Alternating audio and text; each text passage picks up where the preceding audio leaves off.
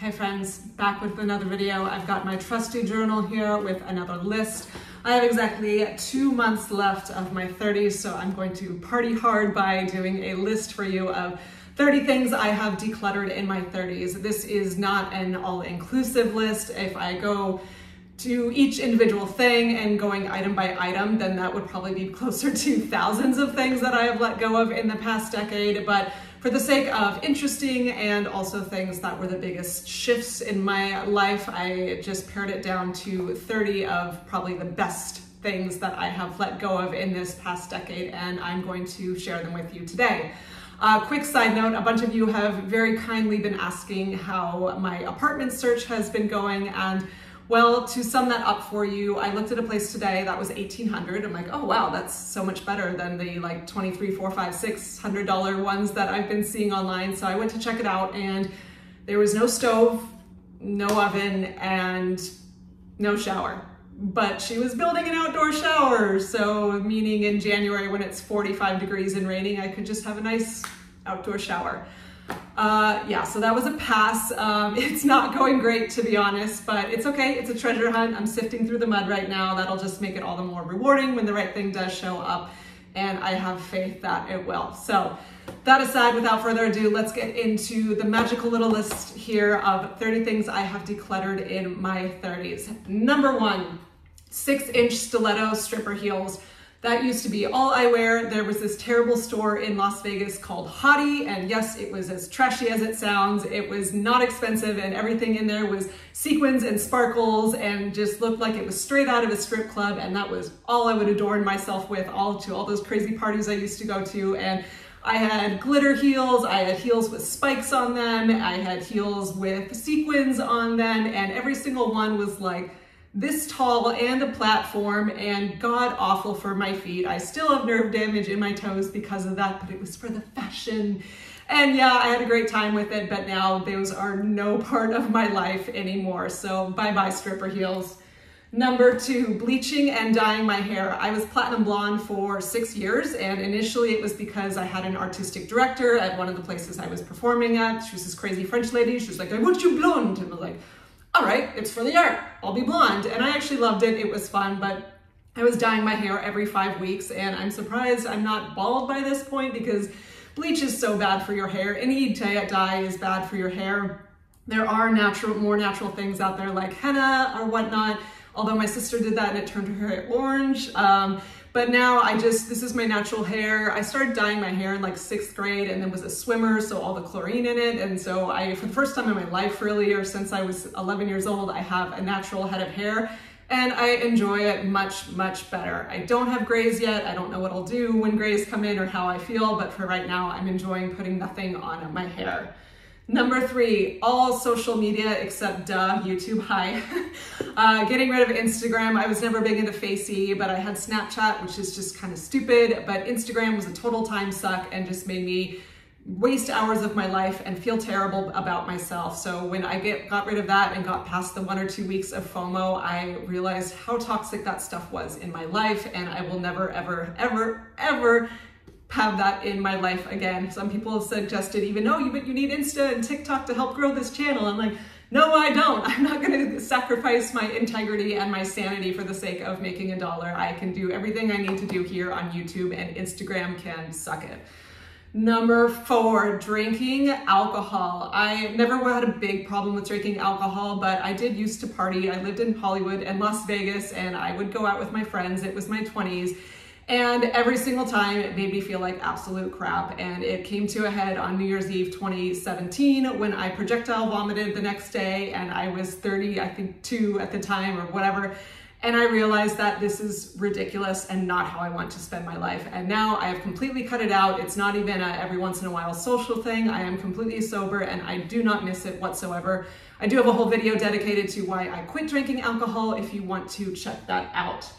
Number 5, being a workaholic. This is a different kind of addiction, and I think almost a more pernicious one, because in this hustle culture, it is so celebrated to just work your buns off and climb that ladder and go after your goals. And while ambition is definitely a good thing, and I'm glad that I've had ambition to go after wonderful things in my life, And I do still have goals and ambition. It's just more from a balanced state of, yes, it's okay to take days off. Yes, I don't have to pick up that extra shift. I am still working a full-time job right now in addition to doing this channel, but I don't push myself to always work 6 days a week and 12 hours in a day like I used to, because I value my mental and physical health so much more.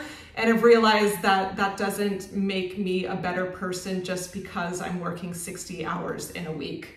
Number 6, dresses that barely covered my butt cheeks. This was more in the Vegas and Hollywood days, but I used to wear the shortest little dresses, yes, from that same store called Hottie, and they were basically a shirt that like just covered the booty, and sometimes the booty would probably slip out a little bit, and that was my go-to style. That was me thinking I'm being sexy or pretty or beautiful or dressed up. And no hate on anyone that still wants to dress like that, but I've found as I've gotten older, that's not the most authentic representation of what I think true beauty is. And honestly, in the whole dating world, I don't mean to be mean when I say this, but I'm speaking from experience. If you dress like trash, you will attract trash. One day in Hollywood, I think someone actually approached me and they made an offer thinking I really was a call girl.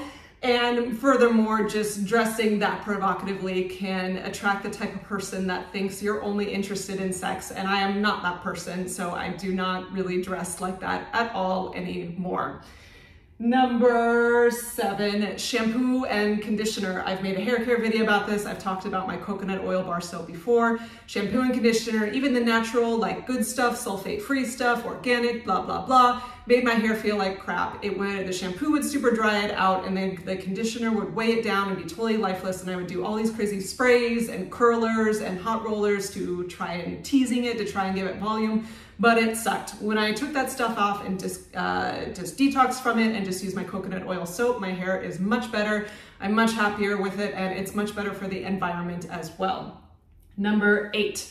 Makeup. I don't wear makeup anymore. I have a tube of mascara that I wear to a fancy event like a wedding if I feel like it, but that's every once in a while. On a day-to-day basis, I used to never leave the house without wearing makeup, and even when I was a performing artist and had to put on makeup for a living, on my precious days off when I didn't have to put on all that crazy makeup, or in the mornings, I would even still put something on like bronzer or whatever, because I felt like I needed it, and I had a huge makeup bag of stuff that I would put on. It was full face, it was contour and eyeshadow and mascara and eyeliner and just cover up and lip stuff, and now I don't have any of that, and I don't miss it.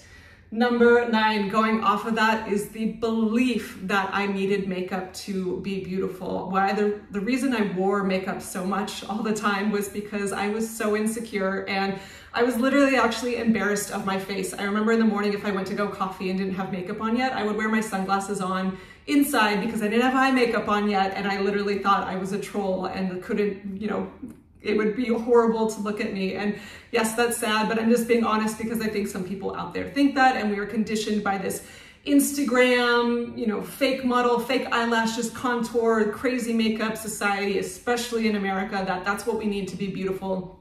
And as I have gotten older and come more into naturalism, I've realized that yes, if you want to wear that stuff, that's cool, but for me, it does not resonate anymore. It does not mean true beauty. And I actually have experimented and gone back and put heavy makeup on and been like, ugh, I don't like how this looks. I don't want it on me at all. And I actually now feel my most beautiful with no makeup on. So that is a huge shift for me. Number 10. The desire to gossip. Everyone gets sucked into it at workplace or at social events, and I have definitely been guilty of that in the past. And while I'm not some perfect angel that never gets pissed off by people, like, yeah, people piss me off all the time. Come on, I work at a restaurant. But the desire to just sit and talk shit about people is such a waste of time, and it's mean and it's bad energy and it's not adding value to the world. And certainly that I'm sure there's many qualities on yourself that you could be focusing on to be better. And just, I have compassion for those people. Like maybe they acted like a total jerk, but you don't know what's going on in their life and what they're going through to make them act in such a way that is painful to you, because they're probably in a lot of pain themselves. And it's just so uninteresting. And that's honestly one of the reasons why I don't socialize so much with work people, because oftentimes you go out and people are drinking and then they just start talking smack about whoever, and like, how boring, how dumb, what a waste of time. Like, I want to talk about ideas, I want to talk about how we can better the world, I want to talk about philosophy, but talking about other people living their lives and having kind of a judgment on it, like, come on, get real. Like, there's such a better use of our energy, and I really have no interest in that. Number 11, the belief that my work defines me. I grew up a very A-type person, and I still am, but I grew up in a traditional sort of environment where it was just, you have to have this impressive job and be doing very impressive things in the world and climb that corporate ladder and get that fancy degree and have that title or be doing something very, crazy and impressive in the world to have value. And while it's not bad to do those things, I think there needs to be a separation in the culture that we teach, especially our children, that you don't have to be doing those things to have value, because guess what? Not everyone can do those things. And even if, I've heard the phrase so many times where people say, oh yeah, I'm just a mom. Like, just a mom. Being a mother, I think, is the hardest job in the world. Like, kids are impossibly difficult, and to raise them well takes so much energy. And that's a wonderful thing, to be a good mother. And not everyone can be a CEO of Apple. We need librarians, we need trash people that handle the trash, waste management, we need plumbers, we need electricians, we need accountants, we need all of the things. Everyone's playing a different role, but that's just something you're picking to do with your time to make some money, because we've made up this society in this world where we need money, even though other animals in nature don't do that. It's not something that has to define you. And one of the things that really cemented that for me, for whatever reason, when I was traveling full-time and a year ago in Oregon for a couple months, and just driving hours and hours through these amazing redwood forests, or the cliffs of Big Sur, or just the mountains of Oregon and snow and Mount Rainier and Washington, and just so awestruck by the beauty that's out there. Just this profound falling away of all these human importances that we've made up happened, where it's like, God, 401k, stock market, what you do for a living, how much you earn, like, none of that matters at all. Like, yes, there are wonderful human things like love and connection and expressing yourself and art and all of that, but what you do for a living absolutely just doesn't have the importance that we've given it, and we could experience a life of a lot more peace and less stress, I think, if we let that go. Or at least that's true for me. Number 12, thinking it's bad to be alone all the time. I am a flat out loner. I am president of the Antisocial Social Club, except I don't even socialize with the non-socials. That's a t-shirt if anyone hasn't seen it. But it's not that I hate people or am scared of people with social anxiety. I just thrive in alone time. First of all, I work in a restaurant, so I deal with hundreds of people all day long. And prior to that, for many, about 8 years, I was working in a restaurant and a performing artist and a teacher and choreographer, dealing with kids all day long. So my social battery was maxed out, and I used to push myself to go out with friends or go out to those social, even when I was partying hard in Vegas and LA, I was always sort of forcing myself to do it because I felt like I had to. And then if I stayed home, I felt guilty or had that FOMO feeling of oh, I'm a loser, I should be doing something with people. And now I just don't care. I am happy to be home alone, drinking tea, meditating in my bathtub. And again, it's not because I hate people. I've just learned at this stage in my life that while I have the ability to be very extroverted and communicate and do well in social situations, I don't recharge by being with people. It's actually very draining for me. I recharge in solitude, and I have bliss just kind of hanging out with myself and being in nature. And now, rather than judge myself for that, I celebrate it and have no qualms about turning down a social invitation. My true friends that love me understand who I am and are happy to spend time with me when I am there, but do not judge me because I didn't show up to some sort of gathering they invited me to. Number 13, the inability to sit still. Kind of going off of when I was a workaholic earlier in life and always thinking I needed to be doing something. I never ever could sit still and was always filling every second of the day with something. I have another video talking about how I broke my addiction to stimulus if you want to check that out. But now this is a sort of a new thing in life for me to be able to just sit and do nothing and be at a park or the ocean or the forest for hours and just sit and do absolutely nothing and not be anxious about it, but actually revel in it. So that is a new thing for me as well. Number 14, all television shows. I've talked before, I don't have a TV, I don't have streaming services on a laptop because I don't have a laptop, I don't have streaming services on my phone. I got rid of all that shit and I do not miss it. There are, if I'm at a friend's house, sometimes or my sister's house, like South Park has come on and I still that show's great, but am I going to get a streaming service or have that opportunity or a TV just so I can watch South Park? No, I won't. I'll appreciate it again if someone's entertaining and it's there, but it's having TV or just mindlessly watching a screen on a daily basis is a total waste of time and something I do not miss. Number 15. This is a funny one. It might be TMI for some people, but wearing underwear. Don't wear them. Haven't worn them in about 8 years on a regular basis.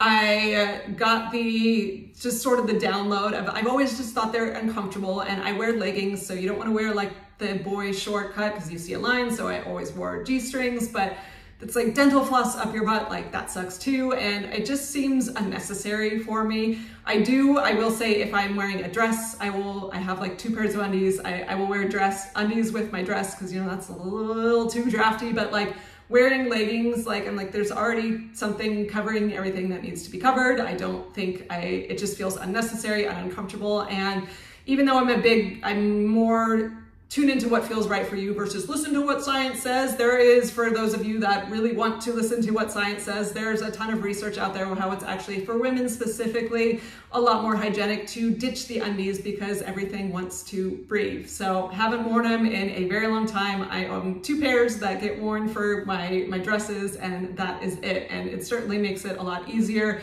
and a lot less money saved on that too. Number 16, we're over the hump here.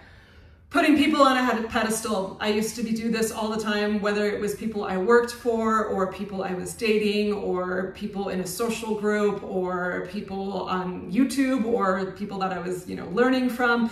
I would just put them up on a pedestal. And when I finally had the profound shift in me that realizing that no one's actually above you, there are people that will have different skill sets that you can learn from and different abilities and different levels of knowledge, but inherently no one is actually above you. And once you make that shift, it will make going through life a lot easier. I am not your guru. No one else is your guru. I'm just some chick on YouTube talking about my weird minimalist quirks, but anyone you're listening to or working for, they're just in a different role and we can be all sharing ideas, but no one is actually above you. Number 17, the fear that things won't work out. I used to have no faith in the universe, no trust in, even though I was a spiritual person, I did have a pretty darker phase earlier in my 20s where I really just didn't trust life and really didn't think things would work out, and I thought I would have to muscle my way through it and fight for what I want. And while not everything's perfect and you don't always get what you want, but it's like that Rolling Stone songs, you don't always get what you want, but you get what you need. I do think that's true, and as I've opened myself more up to life and had so many experiences now where it was a perceived failure or a breakup or a job opportunity lost, it really always does lead to something greater. And even tragedies like loss of a loved one can really be an opportunity for growth and for pushing you into a new direction of development or receiving something in your life that you didn't even know that was waiting for you that is really abundant. So now I have much more trust in things working out, even in the midst of the mud. Number 18, resentment for those that hurt me. This is not an easy one and it's a long process, but there's a beautiful phrase called ho'oponopono, which means I'm sorry, please forgive me, thank you, I love you. And you can go through this with different people in your life because you won't always be able to have closure. Maybe that person ghosted you and is out of your life forever. Maybe they've passed on, or maybe it's just a no contact situation or whatever. holding on to that guilt and that trauma. Forgiving them is not excusing bad behavior, but it's just letting go of an old story, letting go of an attachment that's keeping you in a place of pain, and recognizing that hurt people. And if someone caused you pain, it was likely because they were in pain themselves. And releasing yourself from that resentment you have towards that person, and knowing that those people showed up in your lives as teachers to give you a tool to go through your own traumas that need to be released and your own patterning, and rewire yourself to be stronger and wiser. And flip it to, rather than have resentment towards them, you can have gratitude to that for showing up and playing these roles that a bigger design had for both of you. Number 19, the belief that I am not worthy of success. I was the queen of self-sabotage. While I was always a very driven person in my youth, I have another video about this if you want to check it out. But I spent my time training for the Olympics, and I put my heart and soul into it, and it was my biggest dream. And while every fiber of my being wanted to make that team, every fiber of my brain said I was not worthy of it. And every sport at the elite level is so affected by the mind, which is why meditation is so powerful. Everything you do in life is affected by the mind. And if your body is going through, I mean, I was in the pool up to 60 hours a week sometimes, and it was grueling and intense training, and I was doing everything I could on a physical level, but everything in my mind said, I'm not good enough, I'm not worthy enough, I don't deserve to be here, I'm not going to make this team, everyone else is better than me, like just constant looping of stories. And I didn't have the tools back then to actually believe in myself. And so that absolutely put a big hindrance on my performance. And had I had the mental tools back then, would I have made the Olympic team that I missed by a couple spots? I don't know. I do think everything happens for a reason, but I certainly, as I'm a teacher now, want to help people get those tools to believe in themselves, because when you have the right mindset, you absolutely are going to be able to execute things better in life. Number 20, we're getting 2/3 of the way through here. Let's go. Coffee addiction. I've got a video on this if you want to check it out. I was a huge coffee addict for 20 years, and it took me, honestly, half of that time, about 10 years, to get off of it. I was that strongly addicted. It is one hell of a drug. That's why they call it the black crack. It's a very socially acceptable drug, and it helps you get shit done. But I knew for me, it was causing anxiety and sleeplessness and just a poor homeostasis within my body. And I don't want to have my power taken away or have security blankets in life. And coffee was very, very much that thing for me. So I am on the other side of my coffee addiction. I don't touch it. I tried the every once in a while thing, but that doesn't work. If you're addicted to something, I would just climb right back aboard the coffee train. So now I do not touch it. And yes, every once in a while, I get a little touch of FOMO of like, oh, it'd be nice to curl up with a latte right now, or it'll smell good when I'm making one at work for someone else. But I know the consequences of it, and I am now happily on the other side of it, and it is not invited back into my life. Number 21, this is similar to what I said earlier, but lack of trust in myself. When I used to not trust life, that was a mirror of, because I didn't trust myself. And while I trusted myself, and I knew I would always work hard and would be very dedicated and diligent, I didn't trust myself in that, thinking that I was strong enough to get through certain things. And that has taken some work as well, but I have transcended that. And now I know I do trust myself to take on any endeavor, as scary as it is, as difficult it is. I know that I have my own back, and I am strong enough to get myself through it.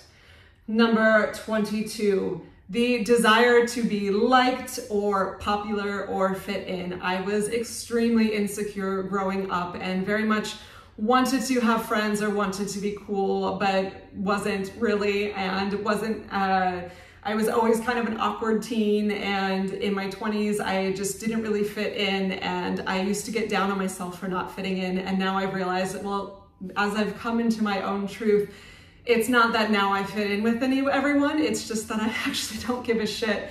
And I live very differently than most people around me, but it doesn't matter anymore. And it's an interesting thing that happens when you come more into alignment with your own authenticity and rather than trying to dress a certain way or behave a certain way or speak a certain way or do certain things to be accepted by the group. That never works, and that just leads to more feeling of separation, because you're not your true self. When you come into alignment with your most authentic being and expressing that genuinely in the world, you'll declutter some people that don't appreciate that, and that's okay. But as you shine your own light, you'll start attracting people who do appreciate that, and then it is easy to be around them. And I forget where I heard this quote, who said it, but it's something, to paraphrase it, it's don't worry about when you're not fitting in, it's you should worry when you are fitting in with the masses. And as much of a kind of counterculture anarchist as I am now, with how extreme minimal I am and how just against the social grain of things, if I were to start fitting in with everyone around me, it would cause for some alarm, because the world around me, I think, is actually kind of nuts. So I am happy to be an outcast of it. And at the end of the day, now that I am living more authentically and expressing myself more authentically, I have attracted wonderful, beautiful island of misfit toy friends into my life that appreciate and love me for who I am. And we can be at ease and celebrate our uniqueness together. Number 23, thinking new clothes will make me worthy. I used to buy a new dress for every social event that I went to, and especially if I was going on a date, I needed new heels, a new skirt, a new shirt, whatever, because I did not think I would be beautiful or worthy or interesting or likable without these clothes. And while I'm not anti-fashion, and as I've said before, I don't wear potato sacks, I have my own unique style that I like. This is just an expression of how I want to be in the world, but I have a few small things that I love that I feel like authentically represent myself. I have a video titled How I Found My Authentic Style, if you want to check that out. When I go to a new event or a wedding, I don't feel like I need this new thing to shine my own inner light. I just shine my light, and then whatever I want to put on my body is an extension of that. Number 24, getting my nails done. In my 20s, my toes and hands were painted with gel polish. That's that like semi-permanent one, 24/7. Even in the wintertime, if I was wearing boots every day and no one saw my feet, I had to have that gel polish on. And then when I was a dancer, it was actually in my contract, like I did have to have long painted red nails, and that can be extremely, extremely expensive to have that constantly. I don't even want to know how much I was spending a month, probably $100 a month, something like that, maybe more. I know now there's like super fancy things you can do to your nails. If nail art is like a genuine expression of your own style and you love it, like great, cool. But for me, I just don't want to spend my money doing that. And there's also crazy chemicals on all of those things. There's a reason why the nail artists are wearing those masks all the time, because it is not good to breathe that stuff on. And just having something like permanently attached to my nails, I started getting this like nail claustrophobia, and then now it just like totally repulses me. And now every once in a while, like I have one pair of heels left that are strappy sandals, so if I go to a wedding, I'll get my toes painted, but that's a handful of times a year. And now I have naked hands and naked toes. And just like with my makeup journey, I used to look at my feet unpainted and be like, oh, they're hideous. But now I'm like, I don't care. Like that's a human foot. It's what it's supposed to look like. And I don't need to have color on it to be beautiful. Number 25, eating animal products. I have been eating a fully vegan diet for 10 years now. When I was 30, I made the transition to being vegan. Best decision I have ever made in my life, for my body, for my heart, for the animals, for the planet. I have never once strayed from it. Like, oh, even if I know some people, if they're at a home and they want to be polite and they're served, like that's their ride, but I don't ever make an exception for it. The last animal product I ever ate was a latte that was milk, and it was midway through the latte and I was like, I can't do this anymore. And that was November 2014, so December 1st, 2014, I have eaten a fully vegan diet, and I will never ever stray from that. Number 26, trying to force life instead of flow. I have a mantra, if it doesn't flow, don't go. I used to try and muscle my way through everything in life, thinking I had to do it all by myself. And as I've brought in that trust of the universe, I've come to experience now more what flow feels like and looks like. And that doesn't mean you don't work hard or don't apply yourself, but the feeling of flow is it's a subtle feeling, but it's a deep knowing of being on a path and going with the current versus muscling your way up a wall that's probably not the right wall for you. Number 27, trying to have the perfect body. Growing up in competitive synchronized swimming and then being a performing artist in the show La Rev in Las Vegas and then being a dancer after that, it was actually literally in my contract that my body had to look a certain way. And if it deviated from that, I would actually get fired. And in the competitive world of synchronized swimming, it's very similar to classical ballet, where it is the thinner, the better, and it's a judged sport, so aesthetic matters. And it took a very, very, very, very long time to declutter that mentality out of my head of thin equates to beauty and thin equates to worthiness. And this is such a toxic culture in this, especially in America, but it's everywhere in social media. And girls are starving themselves, and we're sold this bullshit diet industry lie of you need to just cut calories and not eat dinner and push it away, or smoke cigarettes and do cocaine, or eat celery juice all day long to be skinny. And that sucks. That is no way to live. And it is a very horrible and ungrateful way to live when 2/3 of the world is starving and would love to have some food to eat. I do support being healthy, and that is a big reason one of the many reasons I'm vegan is it lets me have a healthy body. But trying to have this supermodel size 0 body, it's just not what I have and not what most people are going to have. And we as women come in all different shapes and sizes, and that should be celebrated, just like a field of flowers that all looks different but all brings beauty to the table.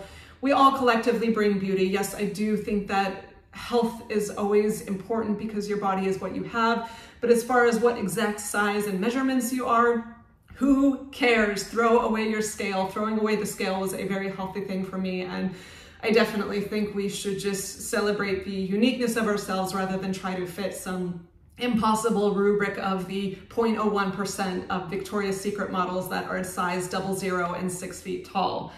Number 28. The inability to love myself. I have a video called The Most Important Person to Love for details on this journey, but we are not taught how to love ourselves. Most people don't know how to love ourselves. It's a long and not easy journey and complicated, but it is the most important journey to take, because if you don't love yourself, no one else can. And it is once you do come into that heart space and being able to appreciate yourself, you can actually give more love out to the world, which is so important. Number 29, we're almost to the end here. Fuck boys. I got a list. Girls, I know you got a list. We all have that list of men who did us dirty, who were chased hard and then dumped hard. And man, I've collected quite a list. But now whereas I used to chase or make excuses for or try to beg for affection, I do not do that shit anymore. I do not have time for people that do not love and appreciate and value me. And does that mean my dating life has been pared down quite a bit? Because I am not into the Tinder culture, and unfortunately in Southern California, most people use all the dating apps as Tinder, just wanting to get another notch on the belt, or just cross off, oh, I have someone Monday, Wednesday, Friday, different to date. I am not interested in someone that just wants to use me for a couple nights or a couple weeks. I want quality over quantity. And if a man is exuding behavior of just using me for you know what, then he's gone. I have too much self-respect now to give my heart away so easily to people that don't appreciate it. So fuck boys, you're out of here. And finally, number 30, if you're still with me, thank you for watching this all to the end. I no longer give a shit about what other people think about me. Growing up, I used to want to care so much, whether it was family or friends or higher ups in the social group or teammates or co-workers or even strangers I didn't really know, just wanting so badly to measure up in their eyes on what I should be doing, how I should look, what I should act like, what I should be doing, just seeking their validation and approval. And now this magical thing, it started when I turned 30, and as I'm approaching 40, this new layer of not giving a shitness has showed up, where I know that it is my life, and as long as I'm not causing harm to anyone else, I can live how I want and take care of myself and live in accordance with my values and my truths and express myself how I want. And if someone does not like it or it doesn't vibe with them, that's okay. There are people that it will vibe with, and it is, for me, it is the most important to be free and express myself how I want to and live in accordance with my truth and my values. And that might not be everyone's cup of tea, but I don't care anymore. It doesn't matter. Being authentic to yourself is what will be the most enriching thing. Okay, that is the list. If you've watched this whole thing, thank you for staying with the end. Happy anyone else in your 30s. If I want to hear some great things. 30s is a great age that you start to really get to know yourself. And I think there is a lot of shedding and decluttering of physical things and emotional and spiritual things as well. So hang out with me in the comments. Let me know some awesome things you have decluttered in your 30s as well. And thank you for watching. I'll see you in the next video. Bye.